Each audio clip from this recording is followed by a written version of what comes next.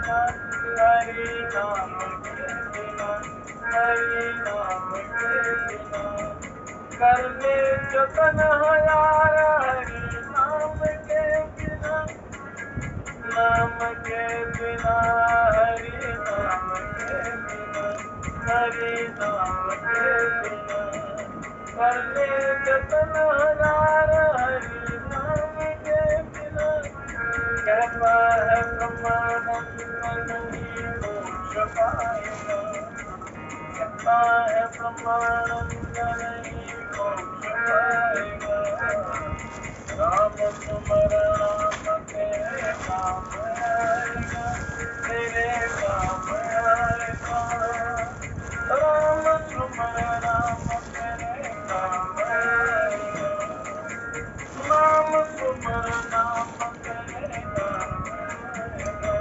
तेरे काम आएगा, तेरे काम आएगा।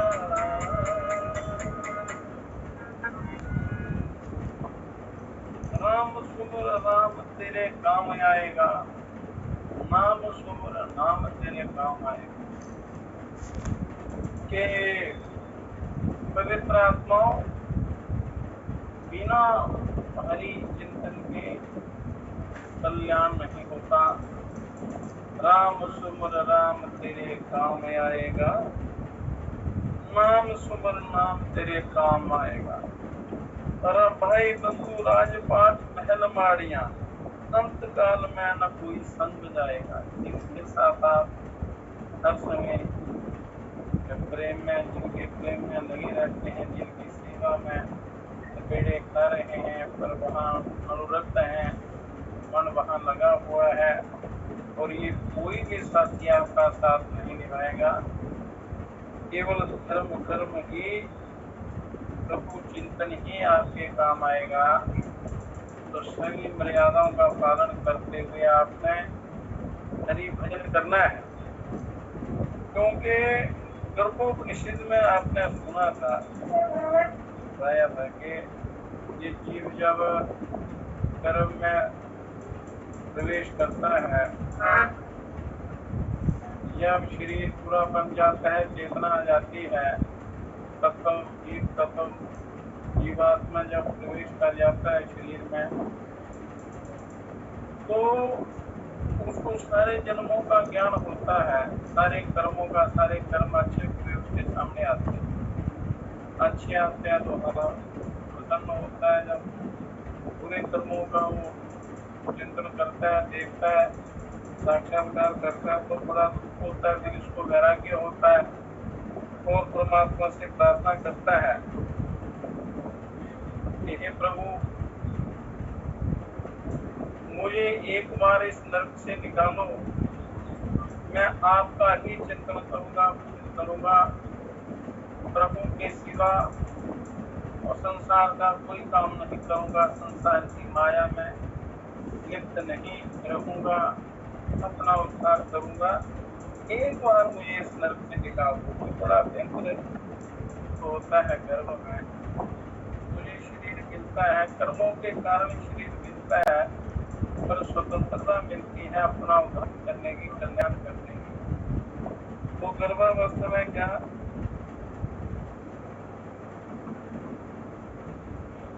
जो इकरार करता है, परमात्मा के साथ वचन देता है कि प्रभु, मैं आपकी आज्ञा का उल्लंघन नहीं करूंगा और इस माया जाल से नहीं होगा, पर ये फूट जाता है और माया में यह फंस जाता है। तो फिर शास्त्री वो करते हैं, सचेत करते हैं, कहते हैं गर्भ में क्या अवस्था होती है, चेताते हैं।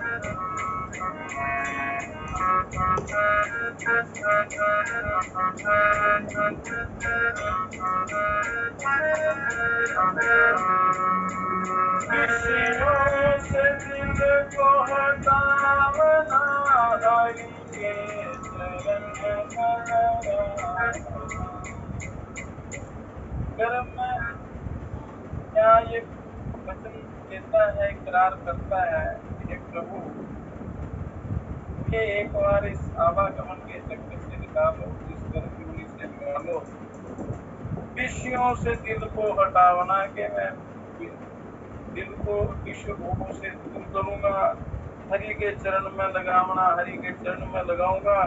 किसी जीव को ना सदावना, तुम्हें याद जाए तो याद कि मैं कोई बुरा कर्म नहीं करूंगा, हिंसा नहीं करूंगा, किसी को दुख नहीं दूंगा, और जो मेरा उद्देश्य है साथ है मैं सब करूंगा, अपना उद्धार करूंगा, आत्मज्ञान की प्राप्ति करूंगा। ये वचन करता है जीवात्मा जब गर्भ का होता है, पर बाहर की हवा लगते ही भूल जाता है। फिर शास्त्र संत उसको चेताते हैं, उसको सावधान करते हैं, याद दिलाते हैं। विषयों से दिल को हटाना, हरि के चरण में लगाना, किसी जीव को न सताना, तुम्हें याद मुझे लाया, हर प्रकार करारता, तुम्हें याद मुझे लाया।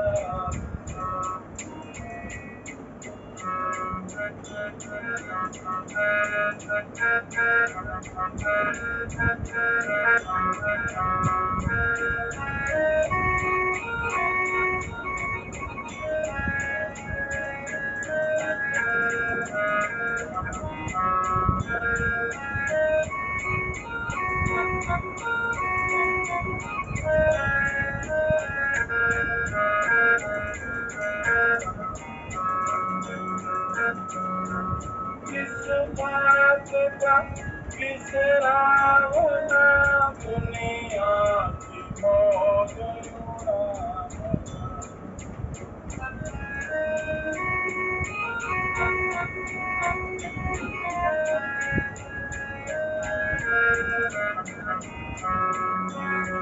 किस बात का बिसरावना, दुनिया की मौज उड़ावना,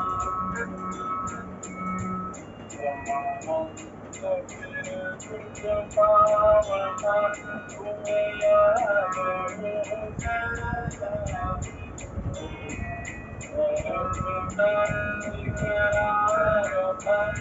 तुम्हें याद मुझे लाया, वायु करारता, तुम्हें याद मुझे लाया,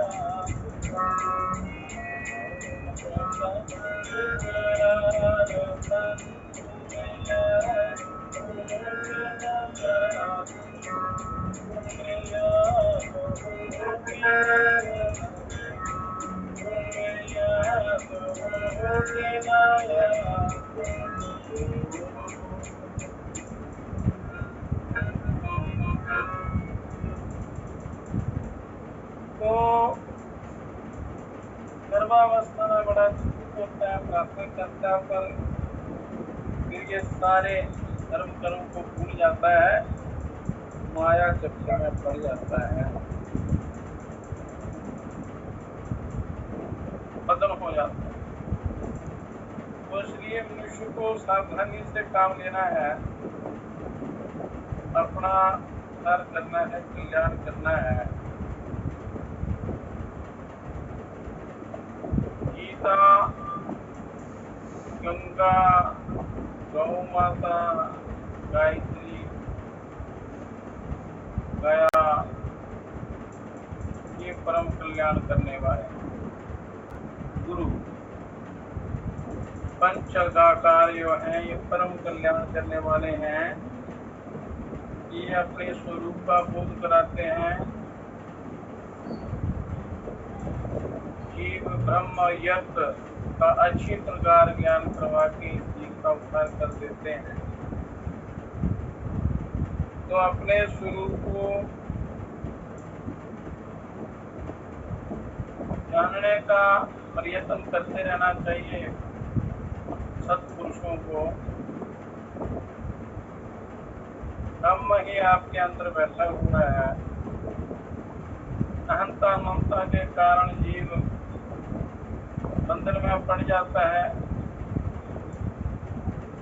तो उस बंधन से छूटने के लिए उपाय हैं, उपासना साधना आदि करके काम क्रोध आदि सारे विकारों का नाश करके आत्मज्ञान की प्राप्ति करना, ये मनुष्य का परम कल्याण है, परम कर्तव्य है, इसी में कल्याण है। तो इसलिए सारे झंझट छोड़कर, ये माया ममता का मोह छोड़कर, माया संसार की ममता अहंता, इन सबका आपने त्याग करके अपने आप को पहचानना है, अपने स्वरूप की प्राप्ति करनी है, ब्रह्म की प्राप्ति करनी है। तो इन कर्मों के कारण मनुष्य का जन्म मरण चलता रहता है, आवागमन का चक्कर चलता रहता है।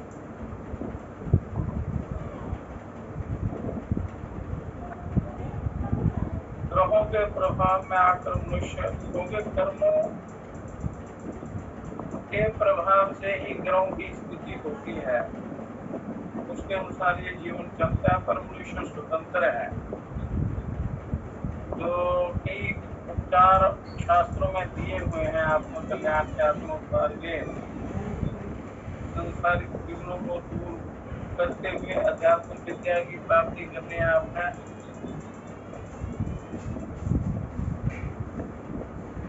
तो इसमें गौ माता बड़ा कल्याण करती हैं।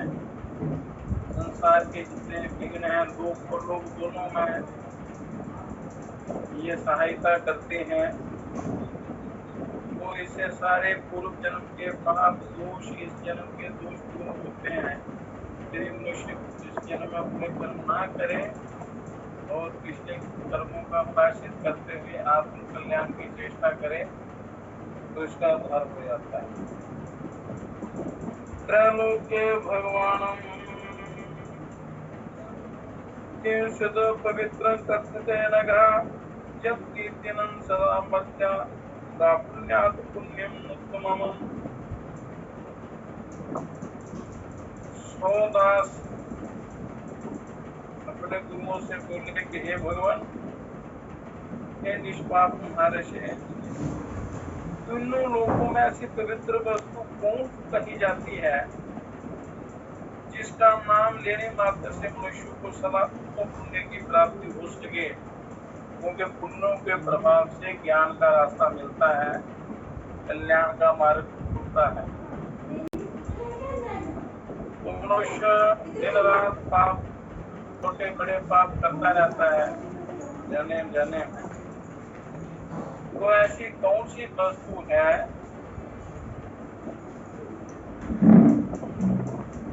जिसका नाम लेने मात्र से पुण्य प्राप्त हो और पापों का नाश हो?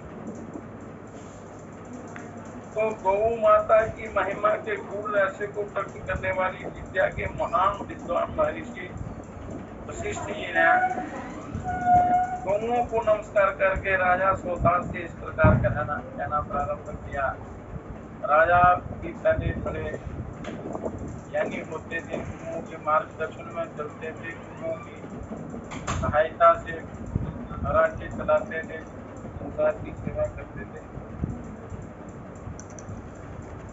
तो वशिष्ठ जी बोले, गावासुरभि गंध्य सदा कुक्कुलु गंध्याः गावा प्रतिष्ठा भूतानां गावा स्वस्तेन महत्। वशिष्ठ जी बोलेंगे, हे राजन, गौओं के शरीर से अनेक प्रकार की मनोरम सुगंध निकलती रहती है तथा बहुतेरी गौएं कुकुल के समान गंध वाली होती है। और गौएं समस्त प्राणियों की प्रतिष्ठा है, समस्त प्राणियों की आधार है, और गौएं ही उनके लिए महान मंगल की निधि है प्राणियों की। तो गौ सेवा सर्वोपरि है, उससे लोग दोनों सुधर जाते हैं। गावो भूतं च भव्यं च गावा पुष्टि सनातनी गावो लक्ष्म्या सदा मूलम गोष्ठ तन्नश्यति। गौएं ही भूत और भविष्य है, गौएं ही सदा रहने वाली पुष्टि का कारण तथा लक्ष्मी की जड़ है। और गौओं को जो कुछ दिया जाता है उसका पुण्य कभी नष्ट नहीं होता। इसलिए गौ सेवा से महान कल्याण होता है, लोक और लोक दोनों सफल हो जाते हैं। तरती नदी से पाकर जीते हुए भी ये पालती है, माता की तरह बड़ा परोपकार करती है, और मरने के बाद भी ये पुरुष ब्रह्म लोक में वैकुंठ धाम में पहुंचाती है। यमदूतों के मार्ग से छुड़ाती है। आपके जो बुरे कर्म किए हैं उनका शमन करके ये आपको परमात्मा के पास पहुंचा देती है। उनका पुण्य कभी नष्ट नहीं होता जो गौओं को दिया जाता। तो इसलिए जो आप भोजन बनाते हैं प्रतिदिन, तो पहली रोटियां जो हैं गौ माता के लिए निकालनी चाहिए। कम से कम 2 रोटियां आप प्रतिदिन गौ माता को देंगे तो सारे ग्रह तो सब समस्त शांत होते हैं, सद्बुद्धि आती है और गौओं को बड़ा आशीर्वाद देते हैं। गौ माता को कभी जूठा अन्न नहीं देना चाहिए, उसको मारना नहीं चाहिए, निकालना नहीं चाहिए, उसकी सेवा करनी चाहिए, साफ सुथरी पवित्र वस्त्र देनी चाहिए, क्योंकि गौ भगवत की पृथ्वी का रूप है, जगजननी प्रकृति का रूप है और बड़ा सबसे ज्यादा हित करने वाली है गौ माता। तो इसकी पूजा होनी चाहिए, हर प्रतिदिन गौ सेवा करनी चाहिए। गौ यदि घर में रखी जाए, पाली जाए तो ये बड़ा कल्याण करती है, पालती भी है, संसार सागर से तारती भी है, हर प्रकार का मंगल की मदद करती है।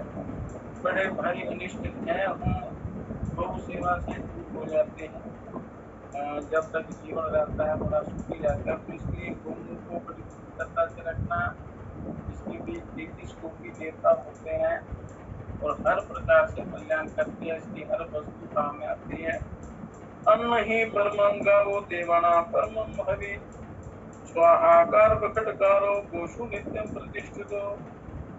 गौएं ही सर्वोत्तम अन्न की प्राप्ति में कारण है। सर्वोत्तम, सर्वोपरि, सर्व परम पवित्र अन्न गौएं ही देती हैं। वे ही देवताओं को उत्तम भविष्य प्रदान करती हैं।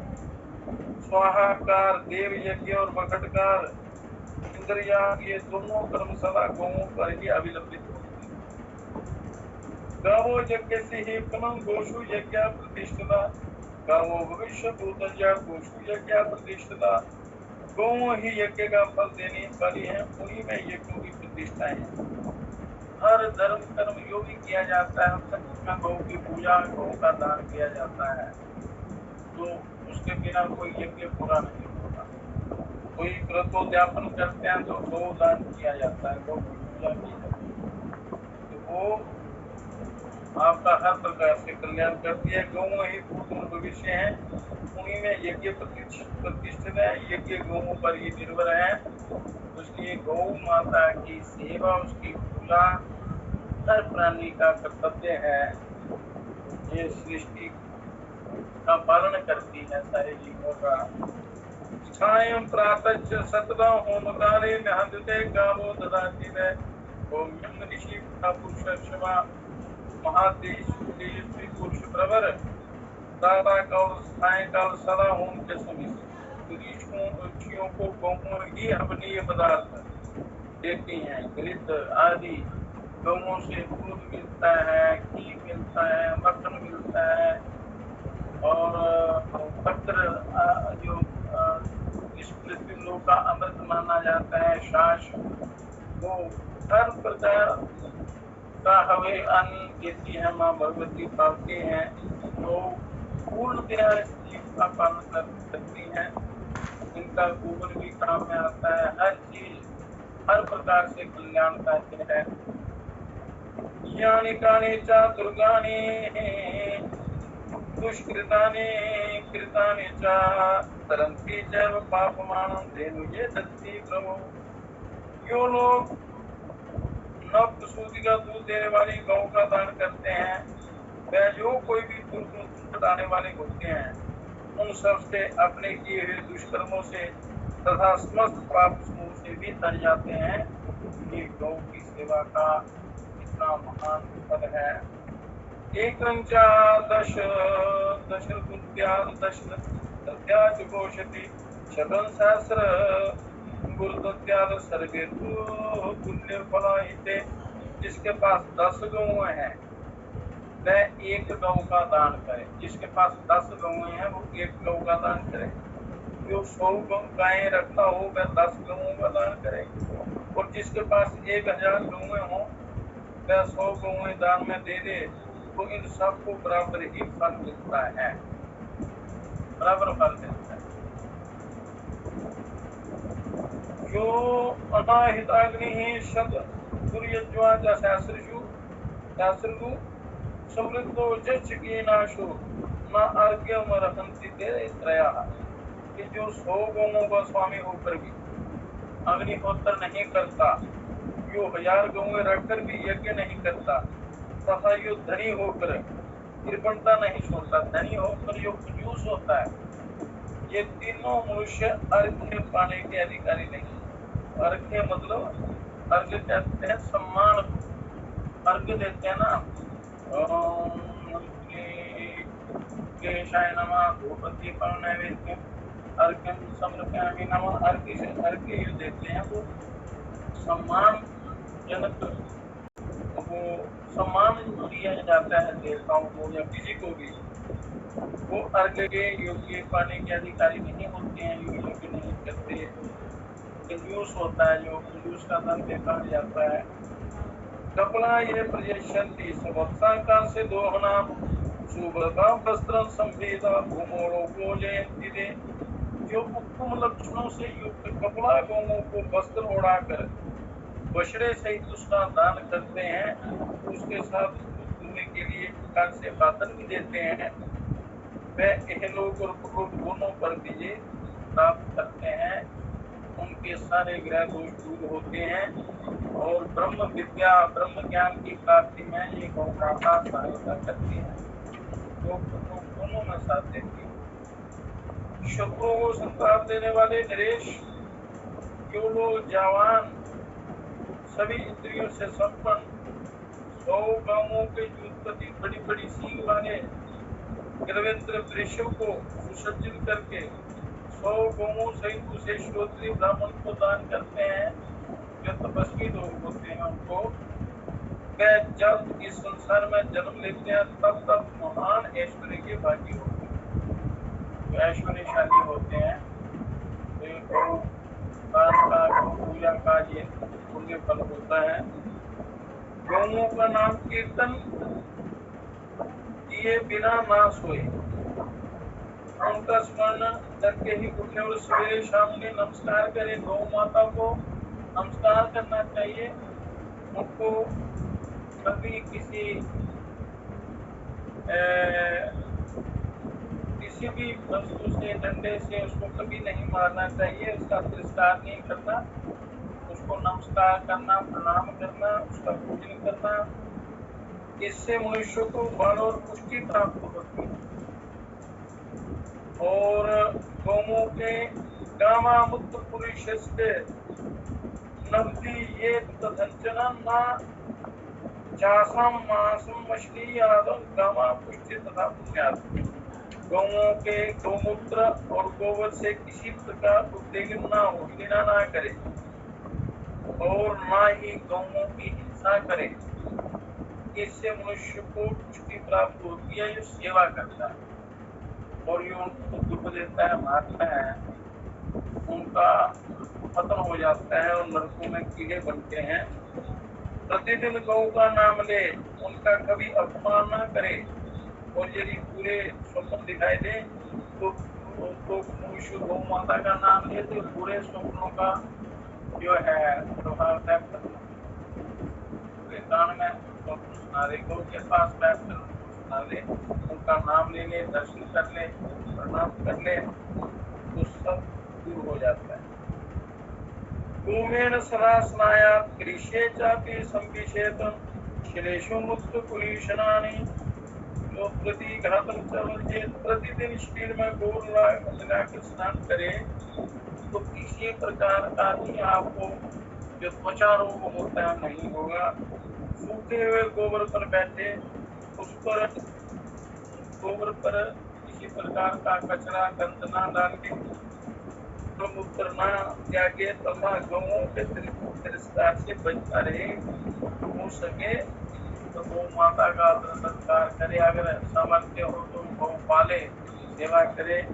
ये तो गौ में जहाँ भी मिले उनकी सेवा करे, कृतेन जुह्यताग्निं कृतेन स्वस्ति वाच्यते कृतं दद्यात् कृतं परिषेदकामा पुष्टिसमाश्नुते प्रादेश। ये अग्नि में घृत से हवन करे, घृत से स्वस्तिवाद कराए, घी का दान करे और स्वयं की गौ का घृत ही खाए। गौ का दूध दिमाग को तेज करता है, सद्बुद्धि देता है, घी भी शरीर को पुष्ट करता है। इससे मनुष्य सदा गौओं की पुष्टि और वृद्धि का अनुभव करता है। तो गौएं बड़ा उपकार करती हैं जीवों का, इसलिए उनका आदर सत्कार सम्मान और पूजन करना चाहिए। गोमत्या विद्याधेनु गिरानाम विमंत्रिया सर्वप्रथम दत्यान सास्योचित कृतकृते। गौ का दूध सेवन करेंगे या घी स्कंद का सेवन करेंगे, सेवा करेंगे, सद्बुद्धि प्राप्त होगी, मन पर विजय प्राप्त होगी, मन परमात्मा की तरफ लगेगा और वो मनुष्य योग को प्राप्त कर लेगा, योग और क्षेम को प्राप्त कर लेता है, ईश्वर का साक्षात्कार दिखता है, उसको आत्मानुभव होता है। जो मनुष्य सब प्रकार से रक्त से युक्त तीर की धेनु को गोमती मंत्र से भी मंत्र करके दान करता है किसी तपस्वी को, ये हुए शोध नहीं करता। जैसे नदियां समुद्र के पास जाती हैं, उसी तरह सोने से मणि की सींग वाली दूध देने वाली सुरभि और सौर भई गौएं मेरे निकट आए, मैं सदा गौओं का दर्शन करूं और गौएं मुझ पर कृपा दृष्टि करें। गौएं हमारी हैं और हम गौओं के हैं, इस प्रकार भावना करें और जहाँ गौएं रहें वहीं हम रहें।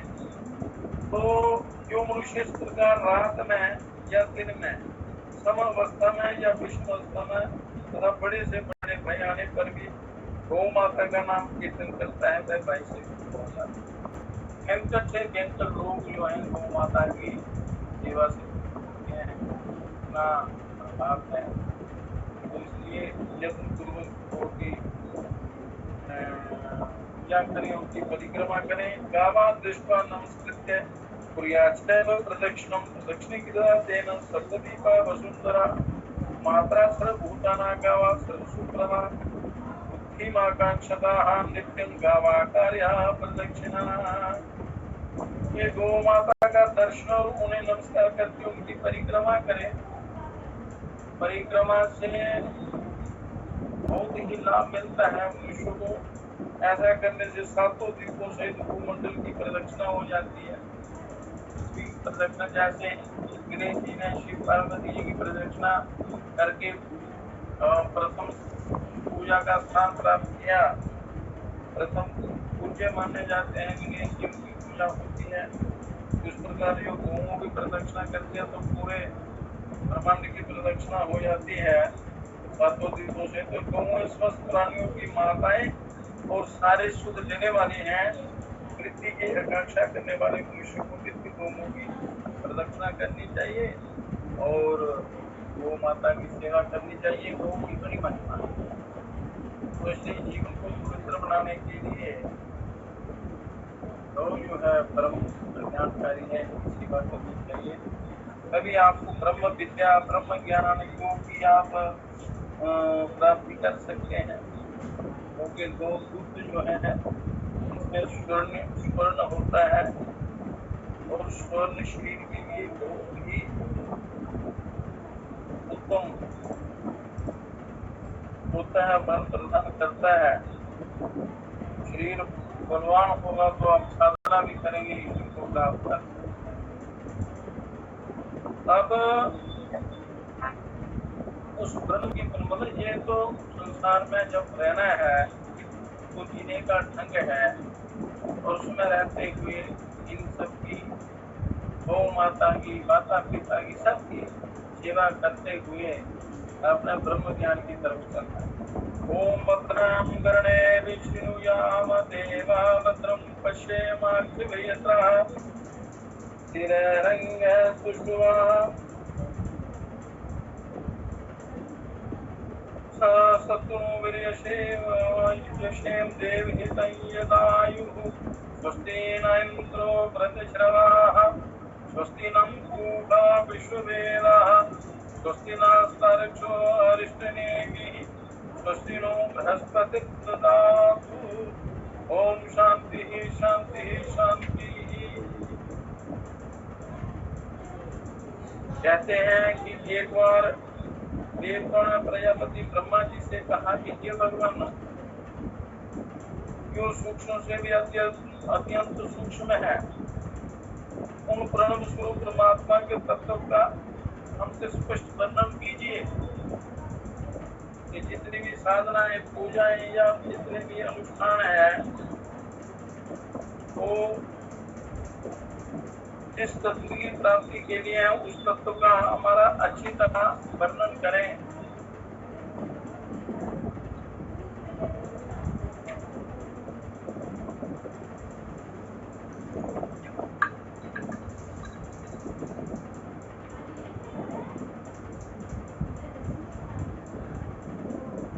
तो इस पर ब्रह्मा जी ने तथास्तु कहकर उपदेश आरंभ कर दिया, आरंभ किया।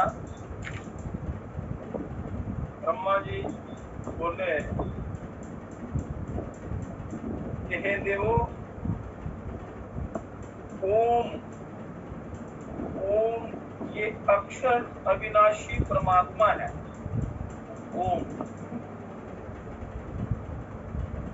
और ये संपूर्ण दृश्यमान जब उस परमात्मा स्वरूप ओंकार की छाया महिमा का विस्तार है।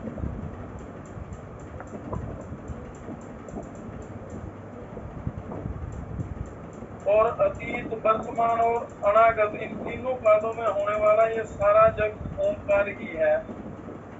तथा यो तीनों कालों से अतीत और जगत से भिन्न कोई तत्व है, वह भी ओंकार ही है। केवल ओंकार की साधना से भी आपका उद्धार हो सकता है, कल्याण। निश्चय ही ये सब कुछ ब्रह्म है और ये आत्मा भी ब्रह्म है। उस आत्मा को जानने के लिए आपको प्रयत्न करना है। इस आत्मा की ओम नाम से अभिहित ब्रह्म के साथ एकता करके तथा ब्रह्म की आत्मा के साथ ओंकार के वाच्यार्थ रूप से एकता करके वह एकमात्र जरा रहित, मृत्यु रहित, अमृत स्वरूप निर्भय चिन्मय तत्व ओम है, इस प्रकार अनुभव करे और ओम का अभ्यास करे। उस परमात्मा स्वरूप ओंकार में स्थूल, सूक्ष्म और कारण, इन तीनों शरीरों वाले स्थूल, सूक्ष्म और कारण तीन प्रकार के शरीर हैं। एक स्थूल जो पृथ्वी का अंश है, सूक्ष्म प्राण का जो प्राण रूप शरीर जो है, और कारण जो संस्कार है, विचार संस्कार है, स्थूल, सूक्ष्म और कारण। इन तीनों शरीरों वाले इस संपूर्ण दृश्य प्रपंच का आरोप करके, अर्थात एक परमात्मा ही सत्य है, उन्हीं में इस स्थूल, सूक्ष्म और कारण जगत की कल्पना हुई है। परमात्मा में ही सारा संसार कल्पना ही है। विवेक द्वारा इस प्रकार अनुभव करके ये निश्चय करें कि ये जगत सच्चिदानंद स्वरूप परमात्मा ही है तथा तन्मय होने के कारण अवश्य ये तत्व स्वरूप परमात्मा रूप ही है, ब्रह्म रूप ही है, ईश्वर रूप ही है। तो इस दृढ़ निश्चय के द्वारा जगत को ओम के अर्थ परमात्मा में विलीन कर डाले। ओम का अर्थ क्या है, उसका विस्तृत वर्णन उपनिषदों में है। तो इनका वाच्यार्थ परमात्मा में विलीन कर डाले। तो साथ ही उस त्रिविध शरीर वाले आत्मा का ये त्रिविध शरीर रूप उपाधि से युक्त परम ब्रह्म ही है, इस प्रकार चिंतन करें। ऐसा चिंतन करना, ऐसी भावना करनी। तो जैसी आप भावना करेंगे वैसा वैसा आपको अनुभव होगा, वैसा ही साक्षात्कार। तो जैसा संग आप करेंगे, जिसका ज्यादा अभ्यास करेंगे, उसी का प्रभाव आपके ऊपर पड़ेगा। इसलिए कहते हैं कि गलत लोगों का संग ना करे, गलत कर्म करने की चेष्टा ना करे। ये जीवन बड़ा पवित्र है, अनमोल है, बार बार मिलने वाला नहीं है। तो गर्भ में आपने वचन दिया है परमात्मा को कि प्रभु एक बार जन्म ले सर्प से निकाल दो, तो मैं आत्मज्ञान की प्राप्ति करूंगा, पर बाहर की हवा लगते ही भूल जाता है।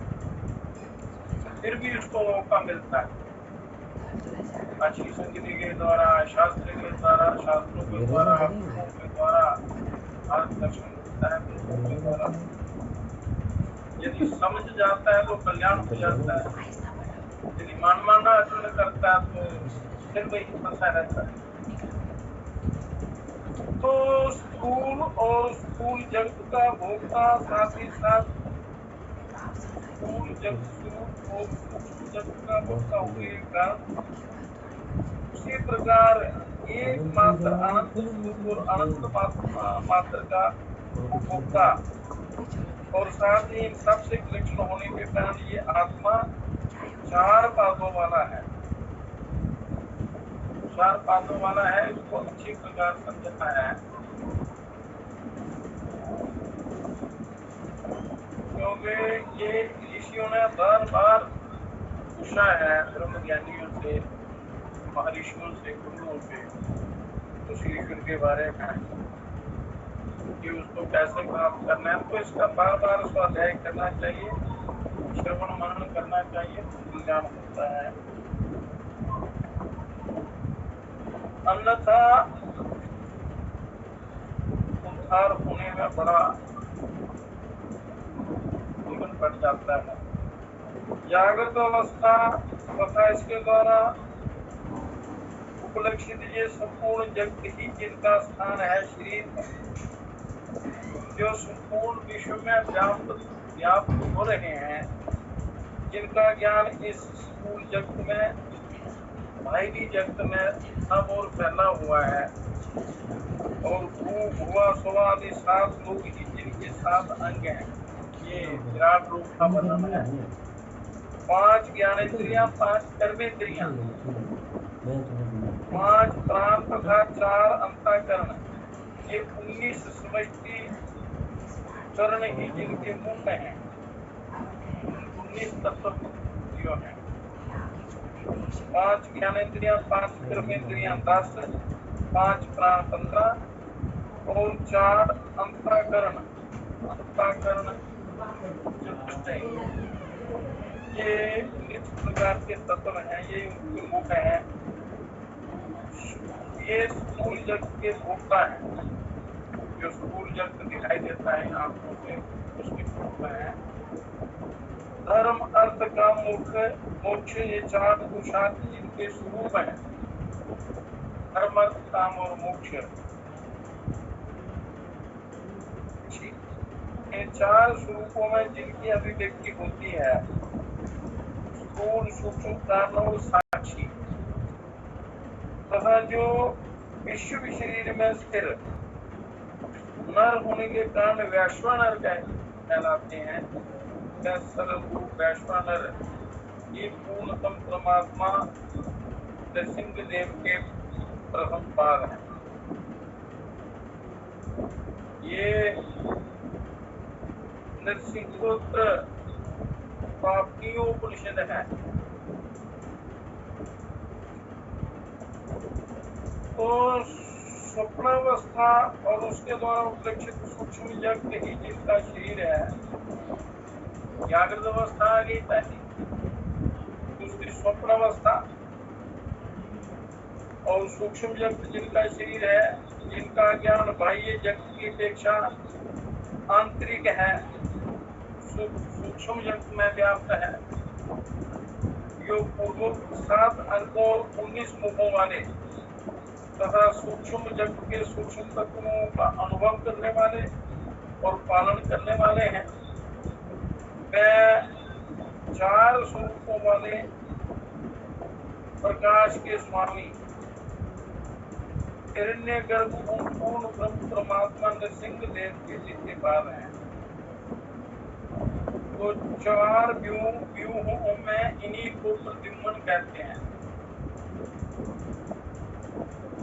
तो जिस अवस्था में सोया हुआ पुरुष किसी भी भोग की कामना नहीं करता, सोया हुआ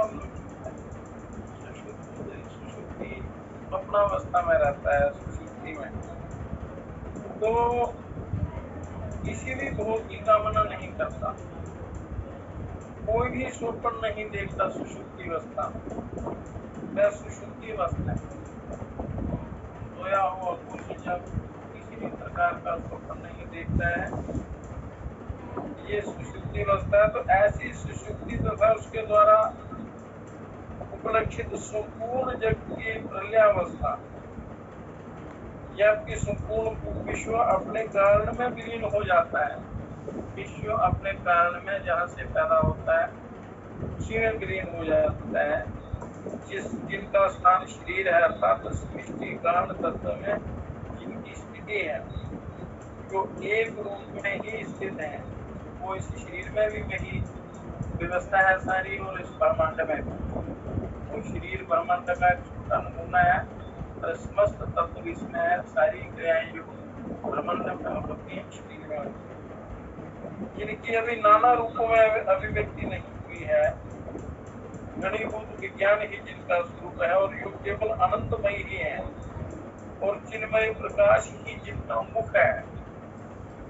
वो अणुज्ञात, अणुज्ञ और अविकल्प, इन 4 स्वरूपों में जिनकी अभिव्यक्ति होती है, तथा जो एकमात्र अपने स्वरूप अनंत के ही उपभोक्ता हैं, जिनके अतिरिक्त दूसरा कोई नहीं है,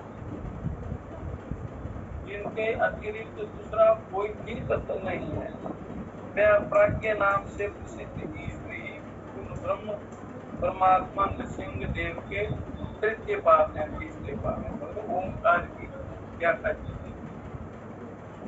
4 व्यूहों में ही अनिरुद्ध नाम से ये प्रसिद्ध है। इस प्रकार तीनों पादों के रूप में वर्णित ये परमात्मा सर्वकेश्वर हैं, ईश्वर हैं, वे सर्वज्ञ हैं, सर्वांतर्यामी हैं, और ये संपूर्ण विश्व के कारण हैं। संपूर्ण प्राणियों की उत्पत्ति, स्थिति और प्रलय के स्थान भी यही हैं। जागृत आदि तीनों अवस्थाओं में, जागृत, स्वप्न और सुषुप्ति अवस्था, इन तीनों अवस्थाओं में लक्षित होने वाला ये जगत ही वास्तव में सुषुप्त रूप ही है। संसार के रहस्य को आपने अच्छी प्रकार समझना है, क्योंकि इनसे मोहित हुए मनुष्य को कभी किसी भी वस्तु का तात्विक ज्ञान नहीं होता। इन अवस्थाओं में मोहित व्यक्ति को तत्व का ज्ञान नहीं होता। इसी प्रकार ये त्रिविध जगत स्वप्नवत भी है, क्योंकि जहाँ वस्तु का प्रायः विपरीत ही ज्ञान होता है, सही ज्ञान नहीं होता। इतना ही नहीं, कुछ प्रतीत होने के कारण यहाँ सब कुछ माया मात्र ही है। परमात्मा इससे बड़े विलक्षण है। यहाँ जो भी है संसार में जो दृश्य वस्तु है, सब माया मात्र हैं। इस रहस्य को आपने समझकर अपना उद्धार करना है, कल्याण करना है, ईश्वर की तरफ से, क्योंकि ये परमात्मा एकमात्र चिन्मय स्वरूप है। तो किसी भी साधन से, शास्त्रों में जो युक्तियां बताई हैं, निरंतर उपासना साधना से, ध्यान से आप उस तत्व की, उस लक्ष्य की, अपने स्वरूप की प्राप्ति कर सकते हैं।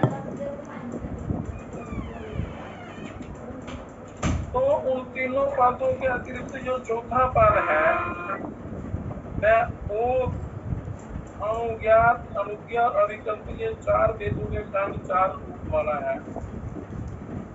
चारों पाद पूरी ही कहलाते हैं, पूरी अवस्था कहलाती है, क्योंकि प्रत्येक रूप का पूरी में ही लय होता है। पूरी अवस्था, पूरी पाद में भी जो ओत, अनुज्ञान और अनुज्ञा रूप 3 वेद हैं।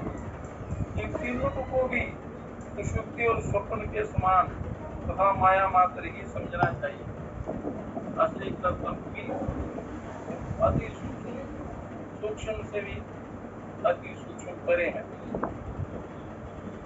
तो ये जो अवस्थाएं बताए हैं ये भी माया मात्र हैं, क्योंकि परमार्थिक रूप जो निर्विकल्प और निर्विशेष परमात्मा है वह एकमात्र चिन्मय रस रूप ही है। ये जितना भी स्थूल यज्ञ है, सुषुप्ति सुषुप्ति है, ये भी माया मात्र ही है। तो अंतर्श्रुति का ये आदेश है कि शास्त्रों का, उपनिषदों का, वेदों का उपदेश है कि जो ना स्थूल को जानता है, ना सूक्ष्म को जानता है और ना दोनों को ही जानता है, जो ना तो जानने वाला है और ना नहीं जानने वाला है और ना प्रज्ञान का ही घनीभूत रूप है, जिसे देखा नहीं जा सकता, व्यवहार में लाया नहीं जा सकता और जो पकड़ने में नहीं आ सकता, जिसका कोई लक्षण चिन्ह अथवा आकार भी नहीं है, जो चिंतन करने में भी नहीं आ सकता, जो किसी विशिष्ट रूप से बताया भी नहीं जा सकता, एकमात्र आत्मसत्ता की अनुभूति ही जिसका सार अथवा स्वरूप है। अनुभूति वो अभ्यास के द्वारा अपने अनुभव करना है। जब अनुभूति हो जाती है जिसमें प्रपंच का सर्वथा अभाव है, ऐसा सर्वथा कल्याणमय परम शांत अनित्य तत्वधि अनुभव परमात्मा सिंहदेव का चौथा पाद और यो ज्ञानी महात्मा मानते हैं। इस प्रकार 4 पादों में जिनका वर्णन किया गया है वह भगवान सिंहदेव ही सबकी आत्मा है, वह ही जानने योग्य है, वह कारणात्मा ईश्वर त्रिभुवन का शासन करने वाले इंद्रादि को भी अपना ग्रास बना लेते हैं और अंत में लीन कर लेते हैं, अपने में ही लीन, अंत में अपने में ही लीन कर लेते हैं। वह तुरी के भी तुरी है। अतः परमात्मा को ही जानने और पाने का प्रयत्न करना चाहिए। परमात्मा ही सर्वोपरि है, उनको जानने और पाने का प्रयत्न करना चाहिए। तो उसके लिए अनेक युक्तियां, साधन हैं। बाकी चर्चा कल करेंगे। आज का सत्संग यही समाप्त करते हैं एक भजन के साथ।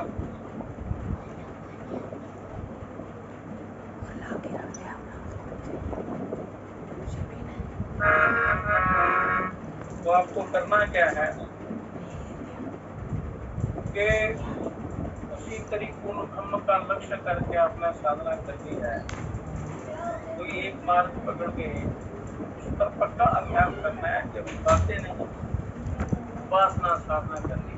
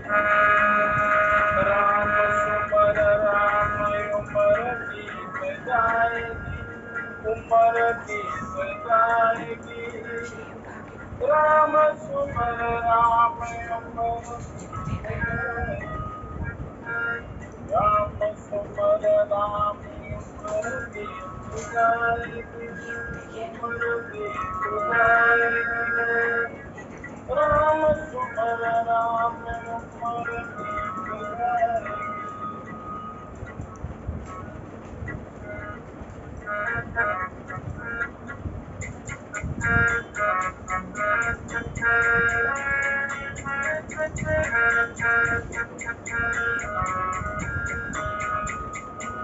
एक श्वास बड़े मोट का मिला बड़े मोट का मिला बड़े मोट का मिला बड़े मोट का मिला एक श्वास बड़े मोट का मिला भजन बिना बेअंत के हमार जाएगी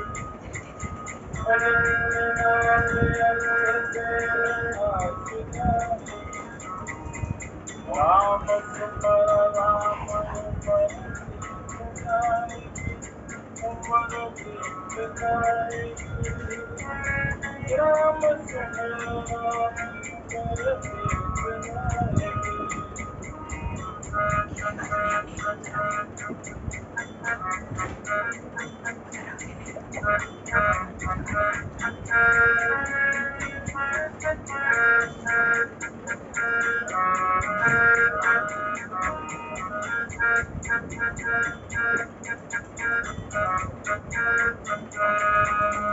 बार पर दिया तूने भटकता फिरा तूने भटकता फिरा भटकता फिरा भटकता फिरा बार बार दिया तूने भटकता फिरा मोक्ष की पीला तेरा मिलाएगी मोक्ष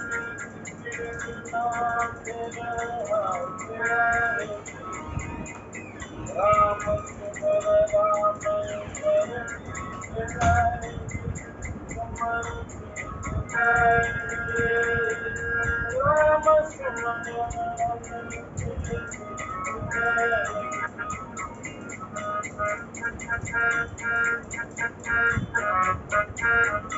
चले प्रभु कमल नहीं तेरे कंगरा नहीं तेरे कंगरा नहीं तेरे कंगरा नहीं तेरे कंगरा चले प्रभु कमल नहीं तेरे कंगरा जाएंगे मन पुण्य जाएंगे आएंगे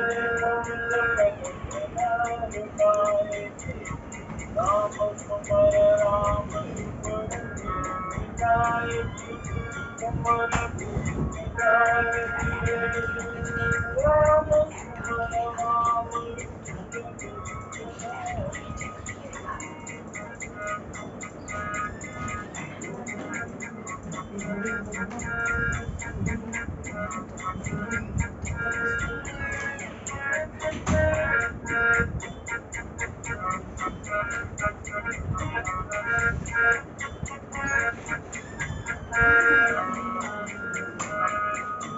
सिमरन करे राम नाम प्रेम भाव से प्रेम भाव से प्रेम भाव से सिमरन करे राम नाम प्रेम भाव से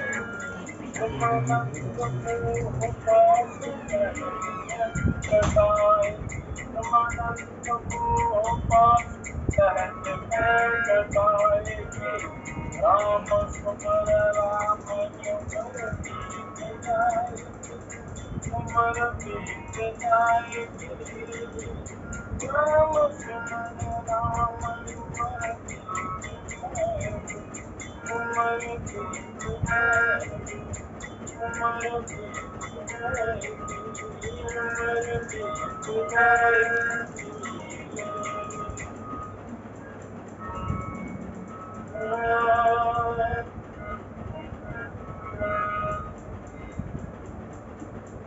निर्विकार समय का सदुपयोग करते हुए आत्मचिंतन करना चाहिए। यही उपाय है अपने स्वरूप को पहचानने की। हे परम पिता, हे विश्व पिता, हे राष्ट्रपिता, हे जगदाधार, हे करुणामय दीन दयालो, पूर्ण गुरो हे अपरंपार, हे महेश अब शीघ्र कृपा कर हमें दीजिए योग विचार। मानवता के प्रेरक बनकर नाथ करें सुखमय संसार।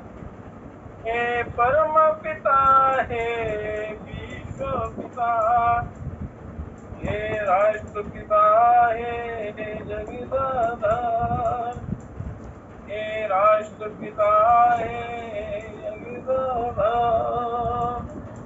ओम शांति शांति शांति।